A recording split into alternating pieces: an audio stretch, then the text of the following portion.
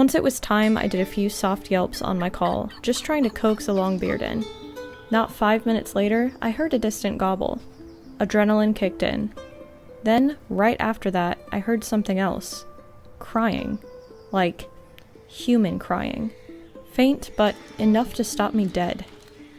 At first, I thought it had to be a weird bird I had never heard, or maybe a coyote making a racket. I've heard coyotes make some freaky noises when they get riled up, so I shook it off and kept hunting. But then it came again, clearer this time. It wasn't an animal.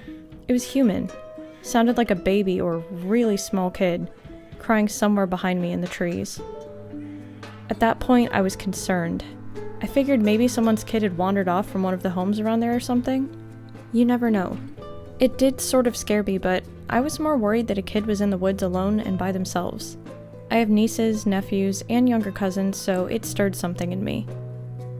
I got my gun and started picking my way through the brush, following the sound. I kinda had to fight my way through a briar patch and some cedars, which isn't ever fun, but it is definitely crying that I was hearing.